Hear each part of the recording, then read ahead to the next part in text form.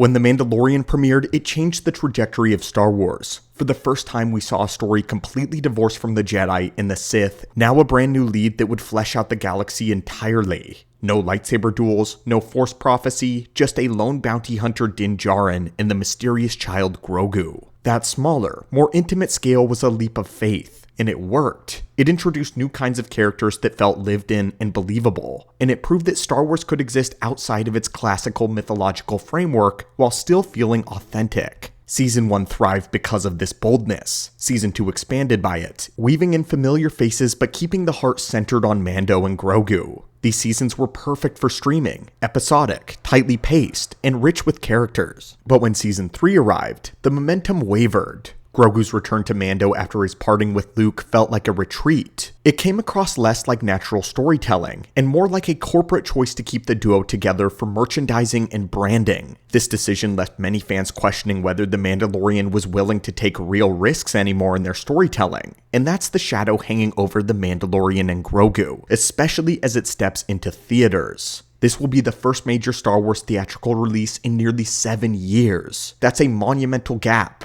Expectations are sky high, and yet the trailer feels like it could have been more a trailer for another season on Disney Plus than a theatrical release. That is the biggest critique right now. Even the final wow moment of the teaser, the AT-AT walking and collapsing in slow motion, doesn't quite scream epic cinematic return whatsoever. It feels more like a season premiere cliffhanger than a flagship movie moment. Now, there's a lot to be hopeful about though. This post-Empire era, set 6 to 7 years after its fall, has enormous untapped potential. The Empire isn't gone, it's fractured, desperate, and making dangerous final plays for control. Layered on top of that, the New Republic is fragile, and its politics can make for some incredibly interesting storytelling. One of the most exciting things teased is the chance to revisit familiar characters in new ways. Seeing figures like Rada the Hutt in a gladiatorial arena brings the underworld back into focus. But these aren't the same faces that we've known. They're being reintroduced in darker, more complex, maybe even more comedic circumstances. And there's the promise of the New Republic. Bringing in characters like Zeb from Rebels gives us a deeper look into how the New Republic actually functions beyond just name drops. It's a chance to show the cracks, the struggles, and the weight of responsibility of a fledgling government. If the film leans into these tensions, it could elevate the narrative far beyond a simple continuation of Mando's episodic adventures. However, the trailer doesn't feel like that.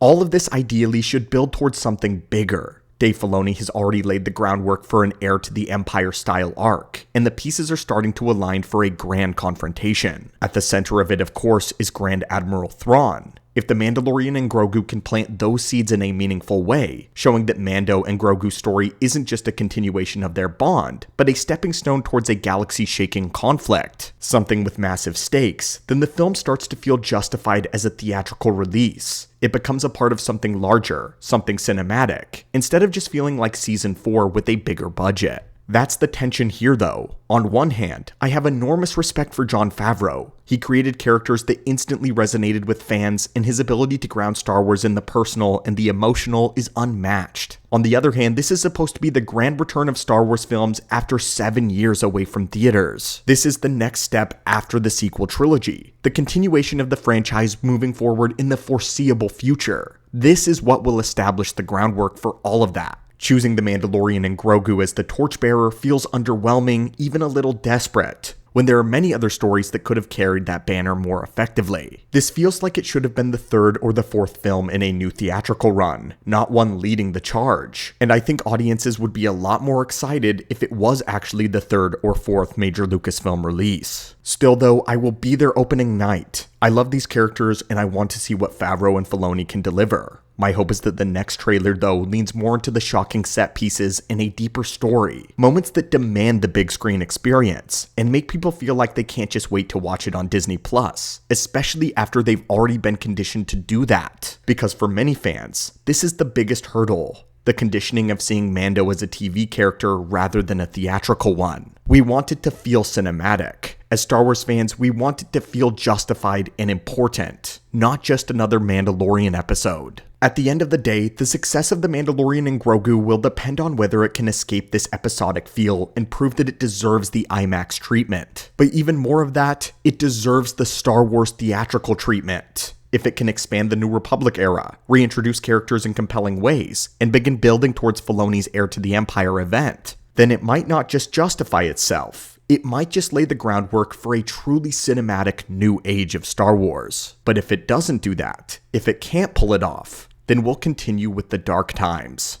But as always, my friends, I just wanted to give you guys my quick thoughts on the trailer for The Mandalorian and Grogu. What did you think about it in the comments down below? And have a great day.